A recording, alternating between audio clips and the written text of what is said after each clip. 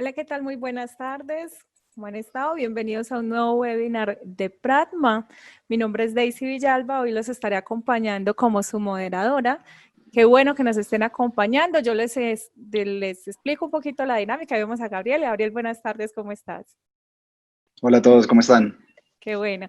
Muy bien, Gabriel. Entonces, vamos a tener el espacio con Gabriel donde nos va a estar hablando acerca de las 7 estrategias para tomar decisiones a partir de la data. Yo les cuento que quisimos pues abrir este espacio pues porque los nuevos retos del mercado llevan a los estrategas a pensar constantemente en ideas innovadoras que ayuden pues a cumplir esos objetivos y queremos saber, y Gabriel nos va a dar 7 claves para usar la data como un motor de decisión desde la estrategia para generar conversión, conocimiento del usuario y optimización de procesos.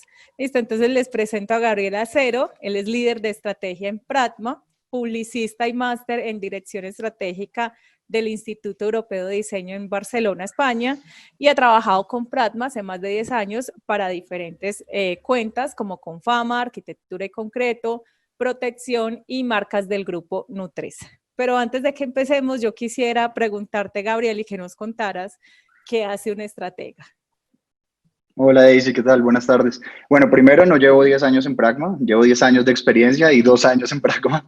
Eh, bueno, la estrategia y el rol puntualmente en Pragma es muy interesante. Digamos que la estrategia muchas veces permea muchas conversaciones, pero es muy difícil definirla, ¿no?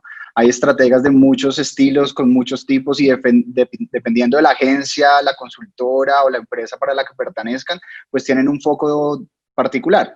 Pero yo creo que el estratega en términos generales debe hoy por hoy dar discusiones potentes de negocio, debe ser un veedor de los clientes en las agencias y en las consultoras, debe velar por cumplir los objetivos de negocio, debe velar porque el usuario sea bien interpretado y que el producto, los servicios y las acciones que se ejecutan respondan a necesidades puntuales del mercado y respondan a necesidades del cliente y del proyecto, por supuesto. También debe entender muy bien la data, debe saber leerla, debe saber interpretarla para poder tomar decisiones. Digamos que un estratega tiene la función de promover decisiones acertadas para las marcas y eso implica orquestar un montón de capacidades, orquestar un montón de características para que estas cosas pasen, ¿no? Por eso es tan difícil interpretar al estratega porque hace muchas cosas en diferentes índoles y según la empresa, pues los matices son muy variados, son muy variopintos. Entonces, pero en términos generales es eso, es un veedor del negocio, es alguien quien puede tener conversaciones de valor acerca del futuro de las marcas, el futuro de los negocios, sin ser futurista, pero sí plantear caminos, sí dar guía hacia dónde van y hacia dónde se organizan, digamos, los pilares para que las cosas sucedan. Yo sé que esa definición parece muy rimbombante y un poco no alcanzamos a entenderlo, pero yo creo que sobre la marcha vamos viendo de qué se trata. Pero mira, te apreciamos tanto en Pratma que yo ya estaba diciendo que llevabas 10 años. Y obviamente esa labor, como nos explicas, es bastante importante y más en estos momentos en donde lo digital ha cobrado tanta relevancia. Esta charla se llama 7 claves de la data desde la estrategia. Bueno, aquí vamos a empezar a ver por qué la data y la estrategia están muy cerca. De nuevo, en mi rol de estrategia, la data se vuelve una herramienta para permitirme hacer mi trabajo, permitirme guiar las conversaciones y guiar, digamos, las marcas bajo un lineamiento estratégico y la data, por supuesto, es la mejor herramienta por excelencia para nosotros los estrategas. Entonces, sobre eso se trata, pero va a ser una mirada estratégica de la data con un enfoque como motor de decisión. De nuevo, los estrategas tenemos que promover decisiones, tenemos que ayudar a los equipos, a las diferentes capacidades, a las marcas, a los clientes, a acercarse a decisiones que hagan más potentes sus marcas, que hagan más potentes los negocios, que les permita vender más, que les permita vender mejor, que les permita ir muy afinados a las dinámicas del mercado actualmente. Entonces de eso se trata esta charla. Y quería empezar resumiendo cuáles son los grandes retos del mercado de hoy por hoy. Hay muchos retos, por supuesto, pero yo voy a mencionar 4 que considero muy importantes. El primero, personalizar y mejorar la experiencia de usuarios y clientes. La personalización es un concepto que hoy está de voz a voz en todas las marcas, es lo que todas las marcas están pidiendo, lo que el mercado está pidiendo, hablar de una manera mucho más empática, dejar de tratar a las personas como una masa homogénea y empezar a encontrar diferentes patrones, diferentes características que nos permitan a su vez hablar en primera persona. Entonces es uno de los grandes retos. Obviamente esto tiene unos componentes técnicos súper diversos, pero bueno, aquí manejémoslo de manera conceptual. El segundo punto es integrar y estructurar un complejo paisaje tecnológico. Y hoy por hoy ustedes se habrán dado cuenta, no solo existe una red social, sino existen muchas, no solo existen un activo digital, sino muchos, no están solo las plataformas digitales, sino las aplicaciones móviles y al final tenemos interacción con las marcas a través de diferentes medios, de diferentes canales y eso implica que también tenemos un complejo paisaje tecnológico. Hay un montón de herramientas que se asocian particularmente a cada una de estas redes o a cada uno de estos canales y cada una de ellas nos entrega datos. Cada una de ellas tiene unas complicaciones técnicas importantes. Además de eso, tenemos que tener una arquitectura tecnológica y una infraestructura tecnológica muy importante, que es algo en lo que Pragma hace muy bien. Pero finalmente esto es un reto muy importante para las marcas porque es tan diverso y tan complejo que a veces organizarlo y articularlo es muy difícil.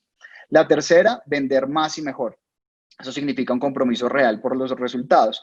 Las conversaciones de mercadeo tradicionalmente se enfocaban en exponer contenido, en exponer características, en exponer conversaciones de marca hacia unos usuarios, pero no se comprometía de manera directa con los resultados, no se comprometía de manera directa con las ventas. Yo creo que el mercadeo hoy lo que nos dice es que cada vez más debemos estar conectados con esas conversaciones de negocio. Y en eso, digamos, el estratega cobra un rol muy importante en estas conversaciones. Trabajar por resultados implica organizar un abanico de características muy importantes para poder comprometerse con esos resultados. Significa entender a la marca, significa entender el valor de la marca, significa entender las ventas, entender los números de nuestros clientes. Entonces, este es un factor muy importante.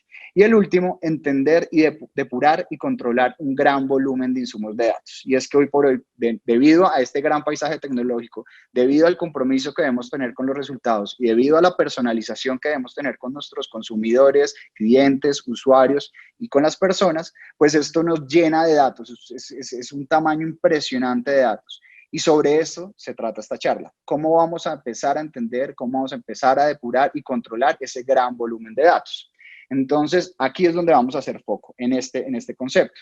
Y para eso quiero hacerles una pregunta, quiero hacer una pregunta muy rápida, muy sencilla para empezar a conectarnos un poco en la reunión y en la charla, y es preguntarles si creen que sus empresas, sus marcas y sus equipos tienen un manejo sólido de la data hoy por hoy.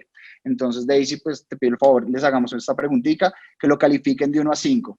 Que me digan sus empresas, sus marcas, sus equipos y las acciones que ustedes hacen, qué tan sólidos, qué tan estructurados, qué tan comprometidos se sienten con la data, donde 1 es el nivel más bajo y 5 el nivel más alto. Listo, ahí te estoy compartiendo los resultados. Listo, súper. Entonces, listo, ya, solo, si se dan cuenta, mayoritariamente las personas rondan el 40%. Ahora, el siguiente ejercicio es compararlo con lo que dicen las marcas. Entonces nada, sigamos con la presentación. Recuerden un poco cómo quedó este resultado. Entonces, un estudio que hizo Forbes en alianza con Microsoft, con Accenture y con Avenade, donde entrevistaron a más de 350 ejecutivos de empresas líderes en su sector, entrevistaron a CEOs, que son los directores ejecutivos, los directores de información y los directores de tecnología en Estados Unidos, Reino Unido, Alemania, Australia, China y Francia, les hicieron esta misma pregunta. Y solo el 36% de las personas manifestaron que tienen un manejo sólido, un manejo extenso, un manejo importante de la data. Y el 54% lo considero de primera importancia, de primer nivel de importancia. Es algo que las marcas en este momento necesitan con prioridad y con mayor relevancia. Y entonces aquí empezamos a entender unas cosas importantes. ¿Cuáles son los retos para que se pase, no? Si sabemos que hoy por hoy no nos sentimos satisfechos, sentimos que hay mucha incertidumbre en el manejo de la data, pero sabemos que es muy importante, ¿cuáles son los retos que están empezando a entender las marcas? Y este mismo informe también nos arroja tres datos muy interesantes. El 51% dijo que integrar múltiples fuentes de datos es uno de sus retos más relevantes. El 49% dijo que priorizar los datos para generar insights también es un elemento muy importante, y que el 48% el reto consiste en determinar cuáles son los datos que yo debo analizar, cuáles son los datos que yo debo medir para poder lograr mis objetivos. Entonces, un poco en conclusión, la data tiene primero múltiples retos y es una necesidad de primer orden. Y de eso se trata la charla. Vamos a ver 7 claves de la data desde la estrategia para empezar a entender estos retos, para empezar a acercarnos a manejarlos y entender cómo se comportan. Y va a ser una mirada conceptual. Por supuesto, en el detalle técnico de la data hay un millón de conceptos, un millón de plataformas y un millón de herramientas, y esta conversación lo que pretende es cuál es el espíritu que debemos tener para medir la data, para qué nos sirve, cómo la debemos valorar, cómo la debemos medir, con qué ojos y con qué mirada debemos interpretarla. Entonces, dicho eso, pasemos a la primera. La primera es que la data no es una isla, es un sistema unificador de valor. ¿Esto qué significa? Esto lo que significa es que estamos acostumbrados a ver a la data simplemente como una actividad que se activa en puntos específicos del journey de un proyecto, ¿no? Entonces nos sirve la data para investigar de manera inicial y nos sirve después cuando ya tenemos un activo digital, cuando ya creamos un producto o un servicio digital, para empezar a taguear cómo se comporta. Y lo que yo creo en mi posición específica es que la data debe ser transversal, debe ser desde el momento cero hasta que termina el proyecto y hasta que sigue escalando y sigue iterando y sigue haciéndose más fuerte. Traje ejemplo este ejercicio que este es el ADN de Pragma. El ADN de Pragma es la perfecta unión entre tecnología, negocio y personas. Nosotros en Pragma ponemos nuestros objetivos, nuestros retos más importantes en el centro de esta variable. En la medida que nosotros articulemos estos 3 pilares de manera efectiva, es donde mayor valor generamos. Mi posición en esta lógica, que además considero muy interesante, es que la estrategia y la data son estas capacidades que nos permiten unir de manera eficiente estos 3 pilares. La data y la estrategia van juntas, se articulan de manera unificada para generar valor. Hay muchas capacidades que tienen un foco mucho más específico en tecnología, hay otras capacidades que tienen un foco en negocio, otras que tienen un foco en personas. La estrategia y la data debe permitir unir estas 3 pilares de manera eficiente, debe poder conversar de manera equilibrada con estas 3 características. ¿Por qué? Porque la data es muy grande, la data está con un enfoque de negocio, la data tiene un montón de variables. Entonces, y de nuevo, como les decía en un principio, la data es la herramienta de trabajo por excelencia de los estrategas. Entonces, es en esta unión y en las variables que logramos conectar de estos 3 pilares donde nosotros empezamos a generar valor. Y de nuevo, no puede estar simplemente en hitos específicos en el journey de un proyecto, en la creación de un proyecto, sino tiene que ser transversal. Tenemos que tener una mentalidad adecuada para pensar en los datos. Y aquí es súper importante lo siguiente, y es que hay 3 grandes pilares de data: la first party data, second party data y third party data. Esto parece un nombre rimbombante, en realidad es más sencillo de lo que uno cree. La first party data es simplemente toda la data local, toda la data de fuentes propias que yo tengo, todo lo que yo puedo crear a través de mis activos digitales, a través de mis redes sociales, a través de mi página web, a través de mi aplicación, a partir de todos mis recursos, ¿no? Y cómo los tagueo. Analytics es un ejemplo, cómo manejo mis ventas, cómo manejo toda la data que yo genero. La second party data es data asociada o relacionada. Quiere decir que son datos probablemente que yo tomo de una marca del mismo segmento. Si otra marca que pertenece a mi categoría y que puede tener un segmento muy parecido al mío, esa data me sirve para empezar a interpretar a mi usuario. Y la third party data son proveedores de data de gran escala, los DMPs y digamos todos estos ejercicios de pauta programática, incluso las mismas acciones de redes sociales, digamos la forma en la que Facebook y Google segmentan, también pueden estar en este territorio porque son recursos que yo uso para poder exponer mi mensaje. Entonces, esto parece abrumador y de hecho lo es. Porque el siguiente punto es que la data y el colapso por exceso es algo que nos está pasando, ¿no? Tenemos sobredosis de fuentes, tenemos sobredosis de datos y sobredosis de conceptos. Voy a leer rápidamente estos conceptos que tengo acá y lo voy a hacer, digamos, de la siguiente manera a propósito, ¿no? Analistas, informes, medios, consultoras, gráficos, matrices, benchmark, tendencias, listenings, cuadros, indicadores financieros, inversiones, cifras, cálculos, fórmulas centrales de riesgo, dashboard, datos de marca, de cliente, investigaciones, estudios, libros, gurús, tasas de crecimiento, métricas, data lakes, modelos predictivos, Joy, Mom, Wow, tasas de rebote, tráfico, sesiones, clics, embudos de MP, CRM, CDPs, CTRs, etcétera.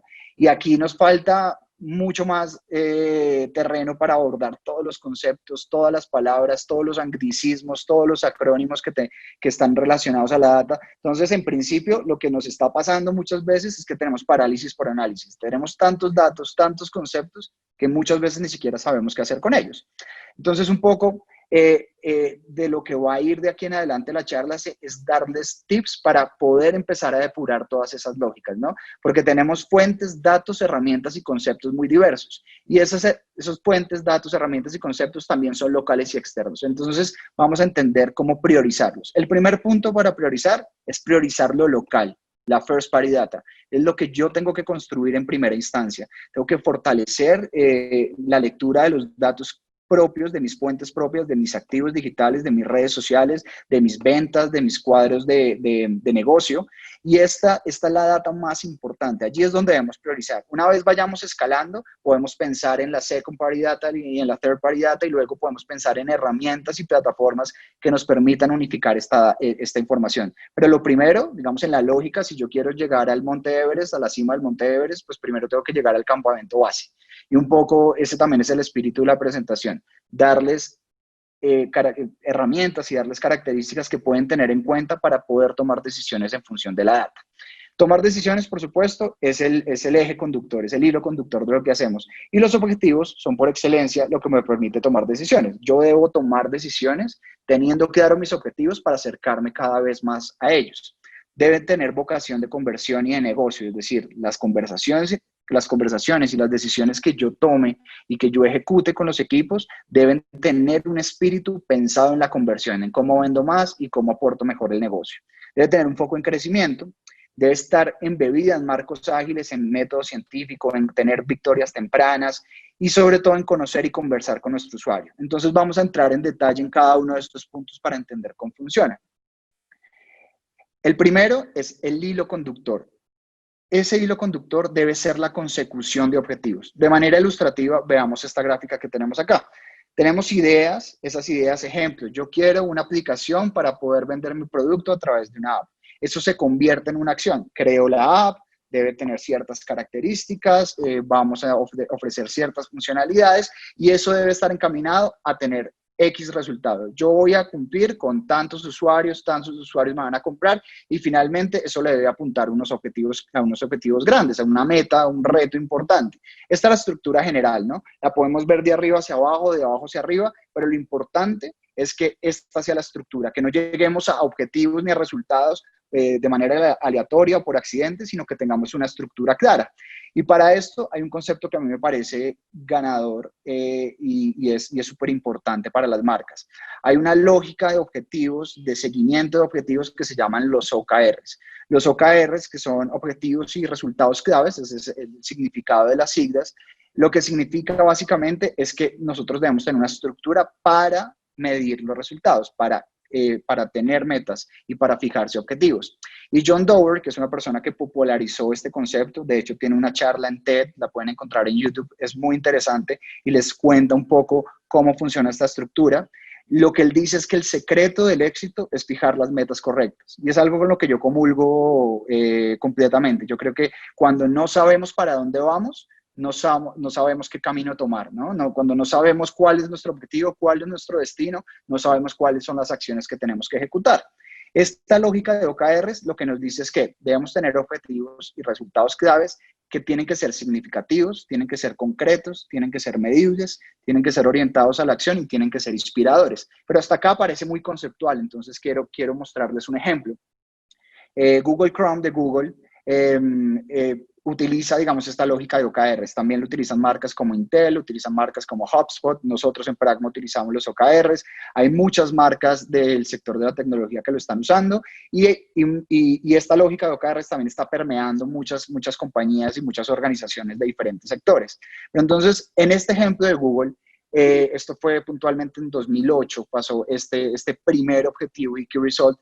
El objetivo que se planteó el equipo de Google Chrome es: vamos a desarrollar el mejor navegador del mundo.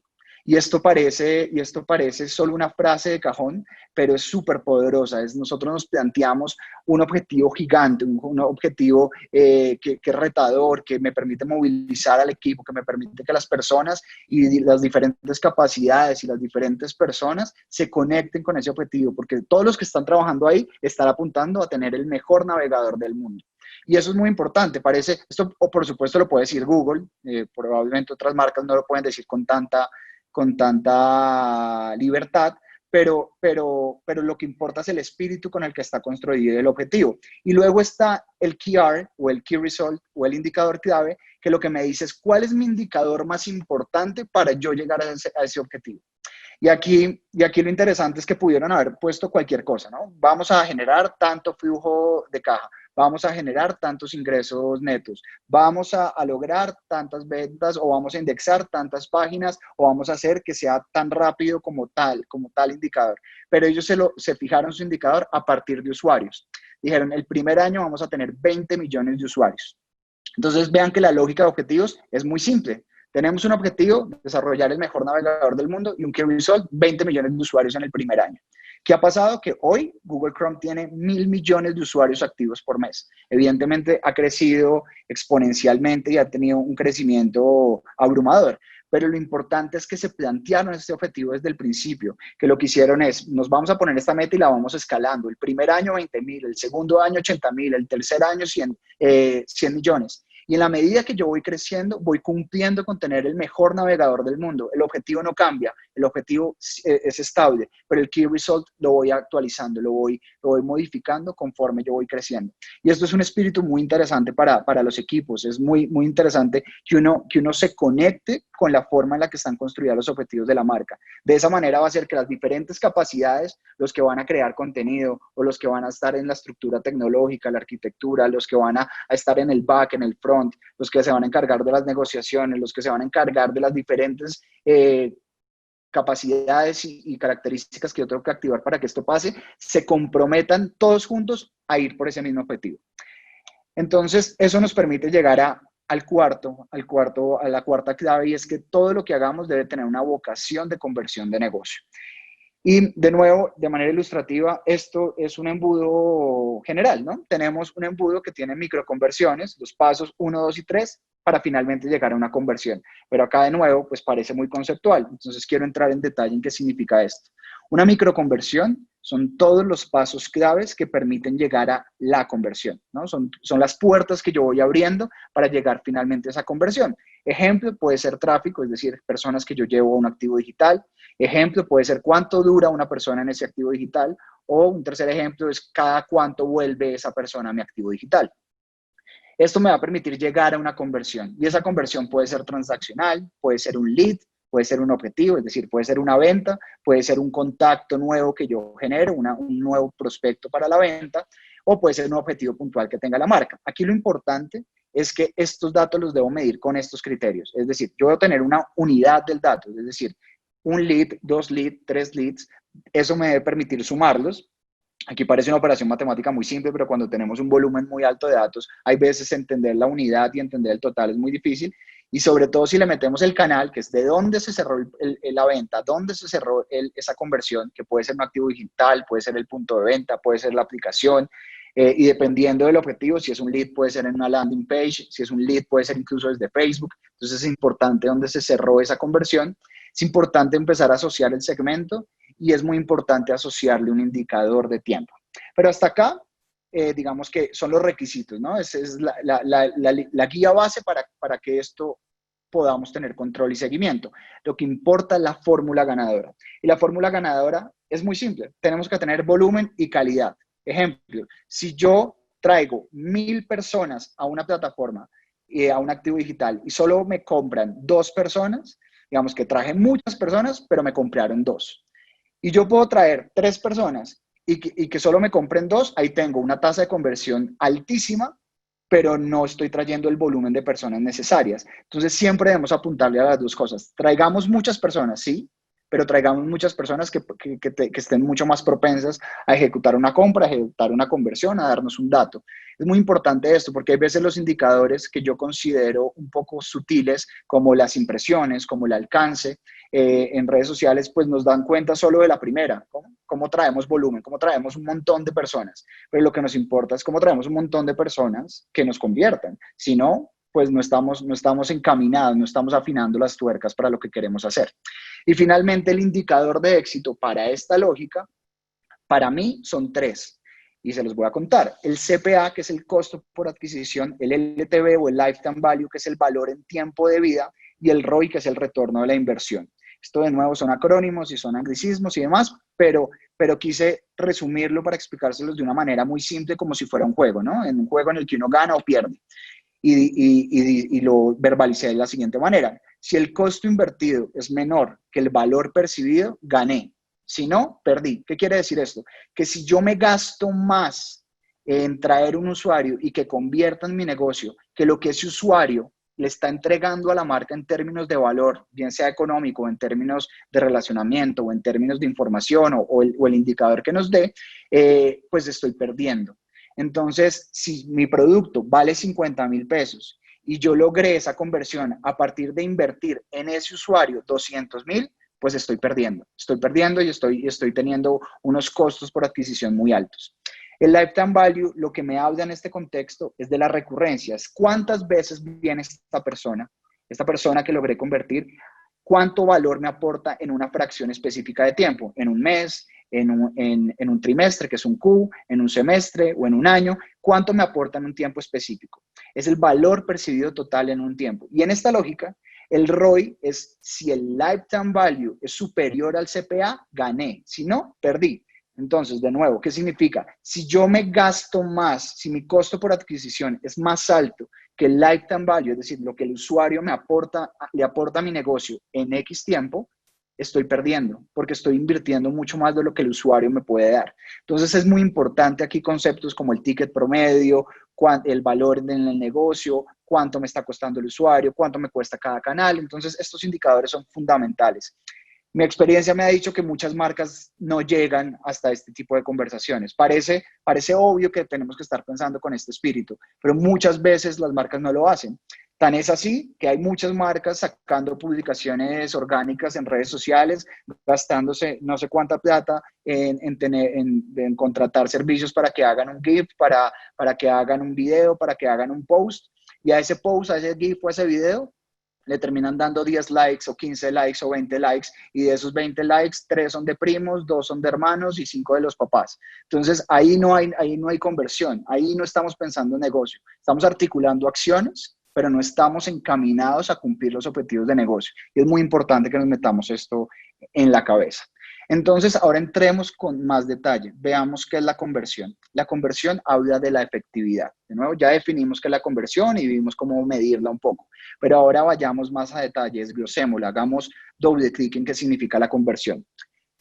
Mi postura es que hay 2 niveles de conversión y es muy importante entenderlo. Yo creo que aquí muchas marcas han pecado por no entender cómo está construida esta lógica, y es muy simple. Hay 2 niveles. Hay una conversión de entrega efectiva, que es donde están las interacciones, donde está el consumo y lo medimos tradicionalmente de manera porcentual, y está la conversión transaccional. Transaccional en este caso no quiere decir desembolso, no quiere decir venta necesariamente. Puede ser autenticaciones, puede ser registro, puede ser una inscripción, un formulario, unos leads que nos den las personas sus datos. Puede ser el uso y la frecuencia con la que una persona utiliza los servicios. En el caso de Netflix, por ejemplo, lo que importa es que pues haya un desembolso o un pago mensual, pero que los usuarios estén cada vez más conectados con Netflix, que pasen más tiempo en la aplicación, en la plataforma. Y finalmente el desembolso, pues es que lo hagan. digamos, lado derecho, digamos que en términos generales es más fácil de medir. Se puede medir más fácil porque es una identificación uno a uno. Pero donde han pecado mucho las marcas es en cómo medir la parte izquierda, cómo medir las interacciones, cómo medir el consumo. Entonces, para empezar a entender eso, hay dos conceptos que es muy importante tener claros: los medios y los canales. Los medios son todos aquellos espacios donde yo puedo entregar una conversión de entrega efectiva, donde yo puedo hacer una conversión de entrega efectiva. Las redes sociales, YouTube, email marketing, el mismo activo digital cuando yo estoy exponiendo contenido. Y los canales son todos estos espacios donde yo puedo tener una conversión transaccional, un lead, una venta, un desembolso, un registro, una frecuencia, uso. Ahí es donde están. Entonces es muy importante separar estos conceptos y medirlos de maneras diferentes. ¿A dónde voy con esto? Es que debemos aprender a medir los medios, debemos aprender a medir cómo interactúan estos medios con la marca. Estos, de nuevo, es más fácil medirlos porque es uno a uno. Entonces, acá hay una pequeña propuesta. Esto es, de nuevo, solamente ilustrativo, pero da cuenta un poco de cuál debe ser el espíritu, ¿no? Si estamos hablando de conversiones y nuestro espíritu debe ser de negocio, en términos de redes sociales debemos dejar de pensar en likes, debemos dejar de pensar en impresiones, en alcance. No porque no sean importantes. Quien se encarga de pautas sí tiene que seguir viendo esto. Quien se encarga de redes sociales tiene que seguir viendo estos indicadores. Pero quien se encarga del negocio, quien se encarga de ser un vendedor de negocio, en este caso el estratega, tiene que dar cuenta de cómo se está convirtiendo. Y redes sociales se convierte a partir de unos puntos específicos. Clics al call to action, botones que me lleven tráfico a una página o links que me lleven tráfico a una página. Los comentarios, que es es un escenario de interacción con los usuarios importantísimo, donde se encuentran insights, se encuentran conversaciones importantes con el consumidor, y el swipe up, que es la conversión de los stories, ¿no? Entonces es importante fijarse en eso, fijarse en ese dato, dejar los otros como un análisis importante para la salud de la red, pero empezar a ver con mejor ojo y con ojos más afinados las conversiones que se generan allí. Luego tenemos un ejemplo que son el email marketing. El email marketing tiene un embudo de conversión propio. El email marketing lo que le dice a uno es, vea, yo voy a enviar tantos mails, de esos mails a mí me van a abrir el mail tantas personas, luego tantas personas le van a dar clic sobre los que abrieron ese mail, y luego ese clic también lo voy a comparar con los envíos totales. A eso se le llama open rate, se le llama CTOR y se le llama CTR. Lo importante acá no es que el open rate y el CTOR no sean cruciales. Lo que pasa es que lo que nos importa es de todo lo que yo estoy enviando, de todas las acciones que yo ejecuto que tienen un costo, que es enviar 1000 mails, 10.000 mails, 50.000 mails, ¿cuántas personas están dando clics finalmente? Porque recuerden lo que decía ahorita, estamos cayendo en hacer piezas que en términos de costos son altísimas para tener 10 likes o 15 likes de personas que están en nuestro entorno social, pero no de clientes potenciales. Eso mismo le pasa al email marketing. El email marketing no se está afinando en términos de conversión. Se están disparando muchos mails, muchos terminan en la papelera. Lo mismo le pasa al CMS. ¿Por qué? Porque nos estamos fijando en open rates como si fuera una conversión gigantesca, en el CTOR como si fuera una conversión gigantesca, depende de los correos que abran, y no nos estamos fijando con tanto énfasis en el CTR, que finalmente es de los 100 mails que envié, cuántas personas dieron clic en mi call to action. Ahora veamos el ejemplo del video. Por ejemplo, si hago una pauta en YouTube, si pongo un video en mis activos digitales, si pongo un video en mis redes sociales, simplemente con que lo vean, estamos juzgando que hicimos una conversión. Pero en la práctica eso no es cierto, ¿no? Uno puede ver un video que dura, no sé, 10 minutos. Si yo a los 30 segundos me fui porque no me interesó, pues el objetivo que tenía el video no se cumplió, porque las personas no están permaneciendo en el video, no lo están viendo, no lo están disfrutando o no le están encontrando valor. Lo que nos importa es medir eso. Entonces aquí la propuesta es, por ejemplo, un video, considerémoslo una conversión de entrega efectiva solo cuando un usuario vea más del 25% del video, porque esa parte antes simplemente está explorando si el video le gusta o no, pero si no se queda viéndolo, si no se compromete con el video, pues no estamos logrando el objetivo. Y lo pongo en términos porcentuales porque pues los videos pueden durar tienen diferentes duraciones. Entonces, cuando es porcentual, si es un minuto, pues lo que importa es que vea 20 segundos por lo menos, o 15 segundos. Si dura 10 minutos, pues lo importante es que por lo menos lo vea 2 minutos y medio. Entonces, esa es la lógica que nosotros queremos para transmitir cómo se ven ahí los videos. Y los activos digitales también tienen esta misma lógica. Nos importan los usuarios, nos importan las sesiones, por supuesto, pero nos importa más saber si lo que está pasando en ese activo digital está generando valor para los usuarios. Entonces, una forma es sumar dos variables. Veamos cuántas personas superan el 50% del scroll, es decir, que bajen pantalla o naveguen en la página por lo menos al 50% y que además duren 2 minutos en la página. Esto sirve muchísimo para las landings, ¿no? Las landing pages, que son una página unitaria, hay veces solo queremos que la vean y la contamos como una vista y una página. Pero eso no basta, o sea, no es suficiente. Lo que necesitamos es qué tanto baja en el scroll cuando una persona llega a una landing y si dura por lo menos 2 minutos. Ahí nos podemos acercar. Si no hubo una conversión, por lo menos podemos garantizar que se le entregó el contenido de manera efectiva. ¿Listo? Todo esto se resume y nosotros los estrategas lo manejamos constantemente a través de embudos de conversión. Un embudo de conversión me da cuenta de todo lo que hemos hablado hasta este punto. Y hay muchos tipos de embudo de conversión que dependen del producto, del servicio que yo estoy entregando. Pero aquí lo importante es entender cuáles son los conceptos importantes de un embudo de conversión. Un embudo de conversión me da cuenta de esas puertas, ¿no? Esas puertas que yo voy abriendo poco a poco para llegar a la conversión.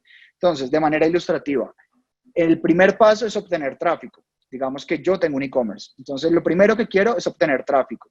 Eso lo hago a través de medios de atracción. Facebook, Google, pauta programática, email marketing, CMS, campañas en medios de comunicación. Bueno, lo que importa es que ese tráfico que llegue se convierta en un usuario activo. Es usuario activo cuando él está dentro de las interacciones, cuando está navegando dentro del activo. Porque si abandona lo perdimos, no es un usuario activo. Llegó, pero se fue, así que no nos importa tanto. Luego las interacciones en un activo pues, son clics. Aquí veamos cómo se va acercando. En el ejemplo de un e-commerce yo tengo diferentes categorías, digamos categoría de moda y tengo para hombres, para mujeres y para bebés. En la medida que un usuario entre en ese journey, entre en los flujos de navegación y empiece a meterse, listo, yo quiero ropa para mujer, bueno, quiero carteras, empiezo a ver los productos, está ingresando ahí, hay una exploración y consumo, está navegando en esta lógica. Y finalmente, pues lo que queremos es que haya una conversión. La conversión, de nuevo, puede ser registros, pueden ser leads, pueden ser contactos o pueden ser ventas. Importante detallar de este embudo es, las microconversiones están en el paso 1, 2, 3 y 4. El conocimiento de usuario, entender a mi usuario, está en todos los pasos. Y esta lógica debe tener una vocación de seguimiento en el tiempo, que ya ahorita vamos a ver. Entonces vean que este embudo resume, en cierto modo, lo que hemos conversado hasta este punto. Debemos tener una vocación de conversión, que puede ser esta, y tenemos que empezar a entender la entrega efectiva a través de estos escenarios, de esta navegación en el journey, estos pasos que yo voy dando en un activo digital. Eso me permite llegar a un punto crucial en el entendimiento de la data y es que debemos empezar a conocer mejor a nuestros usuarios. No podemos hablar de personalización, no podemos hablar de trazabilidad, no podemos hablar de segmentos sin conocer bien a nuestros usuarios. Es crucial y es una regla, es una causa-efecto. Si yo no conozco a mi usuario, yo difícilmente puedo hablar de segmentos, puedo estar embebido, digamos, en las dinámicas de mercadeo que existen hoy por hoy. Entonces, para entender a un usuario, ¿qué es lo que debo hacer? Debo hablar de personificación. Cuando yo personifico a mi segmento, voy encontrando quién es. Ejemplo, mi público no son mamás, mi público son las mamás innovadoras que piensan en la diversión de sus hijos, no sé, por titularlo de alguna manera. Esa personificación me permite empezar a hablar de manera más empática. Y cuando llego a esa personalización es porque la conozco al usuario en términos demográficos. Términos demográficos físicos y digitales. ¿Qué significa esto? Son las características demográficas que tiene un usuario, un cliente, una persona, un consumidor en dos entornos, el entorno físico y el entorno digital. ¿Por qué de manera diferenciada? Porque son muy distintos estos dos escenarios. Una persona puede tener un comportamiento de consumo particular en un supermercado y comportarse de una manera muy distinta en una página web, en un e-commerce. Puede tener rituales de comportamiento muy distintos.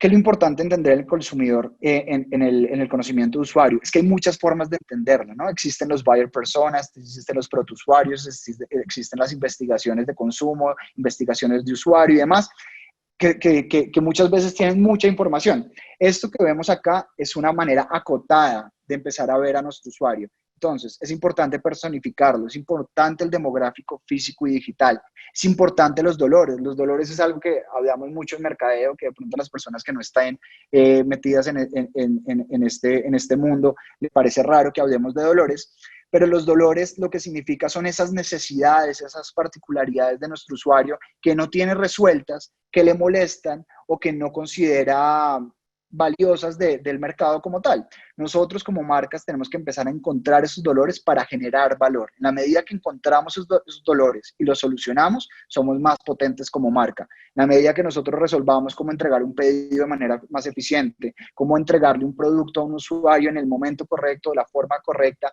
y en el espacio correcto, nos hace más valiosos para ellos. En la medida que podamos entregarle un producto que realmente cumpla con sus necesidades, ahí somos más valiosos. Y ahí se activan dos conceptos que son importantísimos en este resumen, y es, tenemos que saber por qué somos valiosos y por qué no somos valiosos para ese segmento. Cuando identificamos por qué somos valiosos, le subimos el volumen a esto, ¿no? Encontramos la característica más importante para ser más valiosos para ese usuario. Y cuando identificamos las razones por las que no seríamos valiosos, empezamos a pensar que tenemos que solucionar ciertos puntos o que tenemos que encontrar la manera de, a pesar de tener esas debilidades, digamos, poderlas subsanar de una manera distinta. Cuando yo tengo todo esto, aparece el driver de compra. Y el driver de compra sí y solo sí aparece cuando yo conozco a mi usuario, cuando ya lo he interpretado, cuando ya tengo data que me permite conocerlo. El driver de compra lo que significa es esa ancla, ese gancho importante que yo expongo a las personas, expongo a consumidores, a usuarios y clientes para tratar de acercarlos a mi producto, para tratar de acercarlos a mi marca. Sin un driver de compra efectivo, yo voy a tratar de venderle carne a un vegetariano, ¿cierto? Entonces es importante que el driver de compra se base en entender profundamente a nuestro usuario. Y cuando entendemos profundamente a nuestro usuario, hablamos de conversación. Recuerden, ahorita estábamos hablando de conversión y aquí estamos hablando de conversación. Cuando nosotros conversamos en la vida real, tenemos una interacción, ¿no? Hay una entrega y una recepción. Cuando simplemente hablamos, no sabemos si el otro nos quiere responder. En eso se basa la lógica de conversación. ¿Qué significa conversar? De nuevo, pasar de target a segmentos. Aquí, este fantasmita o esta figura de acá, lo que me dice de manera ilustrativa es que mi target es una masa homogénea de personas y lo que yo debo hacer es pasar a segmentos. La mayoría de las marcas le dicen a sus proveedores y a sus agencias, les dicen, vea, mi target son hombres y mujeres de 18 a 55 años en ciudades principales del país y nivel socioeconómico del 3, 4, 5 y 6. Y uno cuando entra a analizar eso, uno dice, bueno, pues en un país de 50 millones de personas con esa descripción, pues hay casi 30 millones de personas, ¿no? Entonces, ¿cómo le hablamos a 30 millones de personas de manera generalizada? No hay forma de que haya un único factor de conexión. Por eso es muy importante hablar de segmentos. Cuando yo hablo de segmentos, encuentro en esos 30 millones de personas a los que una marca quiere llegar, empiezo a encontrar patrones, empiezo a encontrar características más específicas que me permiten a mí hablar con ellos de una manera más directa, una manera más personalizada, más empática, mucho más razonable a lo que un usuario está esperando hoy por hoy. Y cuando yo logro eso, es que puedo decir que estoy pasando de hablar a conversar. De lo contrario, no lo estoy haciendo. Si no lo conozco, si no lo interpreto y si no intento conversar con él, no vamos a lograr nuestros objetivos dentro de las marcas.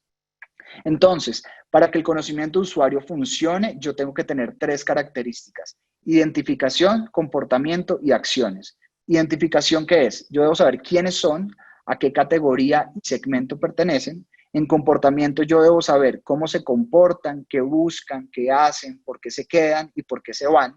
Y en acciones yo debo saber qué acciones me permite a mí aumentar el volumen, aumentar el uso y aumentar la conversión. Entonces, a manera de resumen, los datos para el conocimiento de usuario, ¿qué significan? Volumen y calidad, es decir, tengo que tener un volumen importante de data, traer un volumen importante de usuarios y que además de eso sean de calidad. Y en la medida que yo tengo estas dos variables, se activan mis dos KPIs, ¿no? Mis dos indicadores en relación al conocimiento de usuario. Las hipótesis y las acciones. Si la data a mí no me permite plantear hipótesis, yo no puedo decir que conozco a mi usuario. Si yo no leo un informe de datos y no me permite sacar una conclusión y decir, basado en esta información y basado en esta data, encontré este insight para mi usuario que me permite plantear una acción, no tengo conocimiento de usuario. Y si yo no tengo acciones, pues no puedo estar hablando de resultados. Y recuerden que los resultados es uno de los retos más importantes del mercadeo hoy en día. Entonces, en conclusión, para que exista conocimiento de usuario, yo debo tener datos de contacto, debo tener identificación de segmento. Datos de contacto es tener correo, tener teléfono, tener nombre, tener edad, entender estos demográficos, identificar a qué segmento pertenece, saber cómo se comporta en un activo digital y qué prefiere, qué le gusta, para que yo le pueda entregar a vuelta de correo, por ejemplo, información que sea relevante y no información genérica. Dejar de hablar de boletines para empezar a hablar de información precisa. Dejar de hablar de la lógica de yo voy a disparar 1000 correos a toda mi base de datos, sino empezar a organizarle y ya sabiendo qué le interesa a cada uno, poder exponer un mensaje de manera correcta. Todo esto nos permite llegar al sexto punto, que es, si no medimos el crecimiento, nuestros datos son inertes. ¿Esto qué significa? Al lado derecho vemos un embudo de conversión de metodologías growth hacking. Esto de nuevo son anglicismos, el mercadeo está lleno de anglicismos, pero son el awareness, el acquisition, activation, retention, revenue y referral. Esto parece todo y nada cuando uno lo ve así, pero tiene mucho sentido y es que yo tengo que hacer pasar a un usuario desde el momento en que no me conoce, que no sabe yo qué hago, que no sabe qué hace mi marca, qué hace mi producto, por diferentes fases, por diferentes entregas de contenido hasta que pueda llegar a una compra. Y una vez llega esta compra, lo tengo que fidelizar y tengo que hacer que recomiende a alguien más, ¿no? Que me traiga otra persona afina al segmento que yo ya estoy conociendo. Pero entonces, esto no me voy a tener acá porque podríamos hacer una charla gigante solo en tema de growth hacking, pero lo importante es ver cuál es el espíritu en términos de crecimiento que deben tener los datos. Porque de nuevo, no se trata de tener el dato, sino de lo que yo puedo hacer con ese dato. No me sirve a mí un dato que esté en un Excel, no me sirve un dato que repose en un dashboard, no me sirve un dato que se envíe a vuelta de correo y nadie haga algo con él. Estamos acostumbrados las agencias, los proveedores, los clientes, las consultoras a manejar un volumen de datos gigante y a dejarlos quietos, ¿no? A no tomar decisiones con ellos. Y creo yo, y esto es una postura personal, es que nos está pasando eso porque es que no le estamos asociando indicadores de crecimiento. Una empresa siempre va a medir cuánto vendió en 2019 y cuánto vendió en 2020. Y eso lo hacen todas las empresas. ¿Por qué no asociamos a los datos esa misma lógica de cuánto estoy empezando a convertir en periodos específicos? Y para esa lógica existen los wow, el mom y el joy. De nuevo, otro anglicismo. Pero lo que nos dice es cuánto crezco yo semana tras semana, cuánto crezco yo mes a mes y cuánto crezco año tras año. Esto un poco, y aunque suene pues un poco burdo, lo que nos dice es que tenemos que comparar peras con peras y manzanas con manzanas. Hay veces cuando no tenemos esta lógica, cuando no comparamos los mismos indicadores, caemos en un escenario un poco etéreo donde no nos permite acotar la lógica.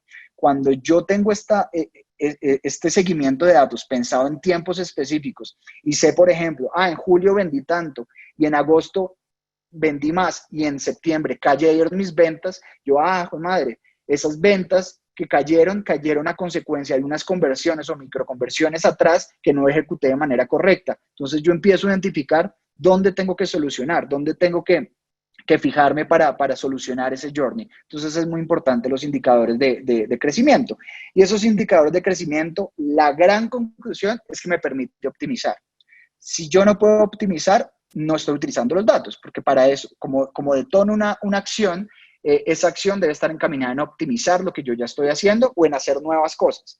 Pero esas nuevas cosas en el terreno de mercadeo es optimizar la creatividad, optimizar la pauta, optimizar mi activo digital y por qué no optimizar la estrategia. Hay veces dar un pivote para ir a otro lado cuando me doy cuenta, cuando los datos me están dando información que para donde estoy yendo, no estoy logrando mis objetivos, me permite decir, quizás por acá no es, vámonos por otro lado. Entonces, por eso, a mi juicio, la estrategia dejó de ser, vamos a hacer una estrategia de 1 año, de 2 años, y una estrategia también puede ser corta, también puede ser una estrategia muy potente, de corto aliento, pero muy profunda para el negocio. Y el último punto es que la data me permite resolución de conflictos, me permite tener consensos, me permite optimizar procesos, me permite anticipar resultados. ¿Esto qué significa? Veíamos en la parte inicial de la charla que nosotros nos tenemos que plantear un objetivo, ¿no? Una meta grande. Y esa meta grande la podemos hacer asociarla, digamos, a los OKRs que vimos anteriormente. Pero en la práctica lo que pasa es que yo tengo un punto de partida como si fuera una carrera y yo tengo que llegar al final. Ese final, enmarcado, digamos, en conversaciones de marcos ágiles, ese final o esa meta siempre puede ir haciéndose más grande, como lo que les dije de Google, de primero 20 millones, después 80, después 100, y hoy hacen 1.000 millones al mes, ¿no? Esa meta puede ir cambiando, pero cuando yo me voy acercando a esa meta, existe algo que llamamos los checkpoints, ¿no? Esos puntos que me permiten decir como, yo ya cumplí hasta este punto, ahora me propongo esto otro y voy acercándome cada vez más a esa meta. Esos checkpoints son la forma en la que un equipo llega hasta esa instancia. Y aquí lo importante que es que ese camino puede ser tan recto o tan torcido, tan dinámico, o tan laberinto como yo quiera o como yo organice. Y la data lo que me permite es que gracias a tener consensos, puedo tener aprobaciones más rápidas del equipo y de quien está encargado de los productos. Es decir, la data me permite dejar de tener fricción en las decisiones porque los datos no mienten. Y hay veces estábamos muy acostumbrados a golpes de estómago y a decir vamos por acá y vamos por acá y vamos por acá. Y a veces la data le dice a uno, quizás ese no es el camino, vamos por este otro lado y vamos a llegar más rápido. Ese es el espíritu que debe tener la data. Entonces, en conclusión, la estrategia más la data lo que nos permite es objetivos, resultados y acciones. Nos permite hablar de conversiones, conversaciones e indicadores y del conocimiento de usuario. Nos permite darle mucho más valor a la herramienta y las inversiones en las herramientas, ¿no? Las plataformas, cómo manejo las bases de datos, cómo manejo los dashboards, los journeys y los embudos. Me permite tener control y seguimiento, priorizar los datos, entender cómo debo darle línea, cómo debo soltar la pita o jalar la pita, cómo debo darle un foco en crecimiento y cómo debo tomar decisiones. Todo para poder optimizar, crear, avanzar, iterar, ir más adelante de manera precisa y oportuna. Y cuando yo uno toda esta lógica, lo que tengo es un mindset de resultados. Tengo un pensamiento volcado a trabajar la data y la estrategia pensando en los resultados. Y ese, de nuevo, es lo que responde a las dinámicas del mercado de hoy. En la medida que yo sume todas estas variables, voy a lograr tener un mindset de resultados. Y ya, por último, la invitación es que revisemos estos puntos, revisemos en qué somos fuertes nosotros como equipo, si estamos en áreas de mercadeo, si estamos en áreas de producto, en áreas de seguimiento, en áreas de data. Veamos qué puntos tenemos fuertes, qué debemos mejorar y sobre todo preguntarnos si realmente estamos utilizando la data para tomar decisiones. Muchas gracias. Perfecto, Gabriel, muchísimas gracias a ti. Entonces ahorita vamos a tener el espacio para las preguntas y respuestas, ahí las pueden ir consignando. Dice María Alejandra Yepes, ¿cuáles serían tus recomendaciones a la hora de seleccionar herramientas para empezar? ¿Alguna sugerida? Pues depende de qué es lo que quieras medir. Si quieres medir una página web, por ejemplo, pues lo más recomendable es que empieces por Analytics, ¿no? Por Google Analytics. Google Analytics te permite taguear todos los espacios de tu página, te permite taguear los botones, te permite taguear los usuarios que llegan, te permite taguear los medios de donde vienen, y en la medida que organices esa data, pues puedes ir avanzando. Luego de que ya tienes, digamos, el tagueo de Google Analytics, pues puedes pasarte un Data Studio. Un Data Studio es una herramienta también de Google, donde puedes colocar los datos, puedes visualizar los datos. Bueno, y ahí vas avanzando, pero depende por supuesto de lo que quieras medir. Si quieres medir redes sociales, pues hay muchas plataformas para medir redes sociales. Por lo general, lo que más nos duele medir es donde yo genero conversiones. Eso es lo que más les duele a las marcas. Entonces, la primera fase, sí o sí, es empezar a medir analytics. Yo creo que Google nos da herramientas maravillosas para poder tener control de la data. Hay plataformas mucho más sofisticadas, de pago también. Hay otros visores de datos como Power BI. Bueno, existen muchas herramientas, pero yo creo que esta presentación lo que decía es cuál es el espíritu de la data. Cuando uno tiene claro cuál es la mirada con la que tiene que ver los datos, ya empieza a encontrar las herramientas adecuadas y las va escalando poco a poco. En la medida que te vas llenando de datos, los empiezas a interpretar, puedes ir creciendo en herramientas. Entonces no, pues digamos para el ejemplo puntual, Analytics. Muchas gracias. Por acá Diana Jaramillo nos pregunta, si una empresa fuera a comenzar su estrategia centrada en el cliente, ¿cuál de todas las metodologías sería la más recomendada? Pues es que yo creo que pensar en el cliente no es propio de una metodología, yo creo que es un must, ¿no? Es lo que tenemos que hacer por inercia. Nosotros debemos pensar siempre en el cliente. Y pensar en el cliente, pues hay metodologías que te ayudan, ¿no? Hay metodologías de design thinking, por ejemplo, que te ayudan a crear un producto y uno de los pasos importantes del design thinking es, venga, conocemos a nuestro usuario y basados en ese conocimiento empecemos a crear productos. Entonces, pues metodologías hay muchas. Yo creo que es más el espíritu de saber que todo lo que hagas debe responder a unas necesidades de tu usuario. Todo lo que hagas debe corresponder a lo que el usuario está necesitando. Y para eso, pues hay que investigarlo, hay que conocerlo. Y tú lo puedes conocer a través de muchos caminos. Lo puedes conocer a través de la pregunta anterior de, venga, yo tengo un activo y quiero conocer cómo interactúan conmigo, pero también puedo coger estudios de casas de investigación, puedo coger también estudios de líderes de opinión, puedo contratar una agencia de investigación o puedo simplemente empezar a hacer encuestas, llamadas. Todas las empresas, las más pequeñas, empiezan con amigos y familia, todas. Entonces, uno lo primero que debe hacer es preguntarle a ellos qué opinan de mi producto, qué es lo que consideran valioso de lo que estoy pensando, y conforme va pasando eso, voy buscando cuál es mi segmento, a quién le quiero hablar. Probablemente a quien yo le quiero hablar no necesariamente es mi mamá, mi hermana y mis amigos, sino mi segmento es más amplio.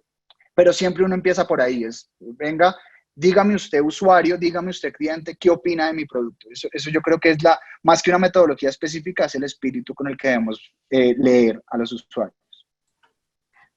Por supuesto, por acá Paola Castañeda nos escribe. Estoy manejando un e-commerce y hasta el momento solo estamos realizando contenido orgánico en social media y otras plataformas, pero el crecimiento es muy bajo. En este caso, ¿debería reevaluar la propuesta y darle un nuevo objetivo a la estrategia? Sí, bueno, lo que pasa es que esto antes, cuando muchas de estas empresas por eso hablan que cuando la marca no te cobra es porque uno es el producto, ¿no? Eso es lo que pasa con Facebook, eso es lo que pasa con Google y demás. Ellos lo que venden son datos y su negocio es ese. Su negocio es que anunciantes les paguen para poder exponer contenido. ¿Qué ha pasado recientemente con estrategias de social media? Es que el alcance es muy bajito. La cantidad de personas a las que la red expone un mensaje es muy, muy, muy, muy bajito. Y cada vez más. Y eso está obligando a los anunciantes a que tienen que pagar. Tienen que pagar unas visualizaciones, tienen que pagar unas impresiones, y eso pues con la lógica que vimos. Entonces, la respuesta para un e-commerce yo creo es que sí. Si el posicionamiento orgánico lo ves desde social media, sí deberías replantearte abarcar un territorio más grande. Por ejemplo, hablar de posicionamiento, pero posicionamiento orgánico dentro de motores de búsqueda, que es mucho más valioso, que es todo lo que tiene que ver con SEO.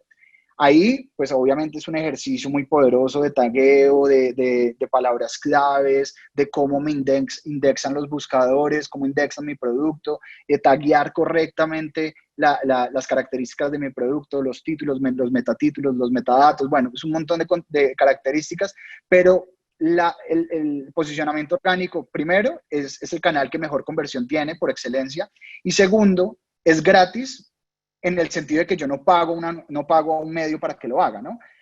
Tiene un costo operativo, tiene un costo de contratar a la persona adecuada para que te organice tu e-commerce, para que sea fácilmente indexable por los buscadores, pero yo creo que las estrategias de social media orgánicas solas ya no funcionan porque las redes mismas no nos dejan que funcione.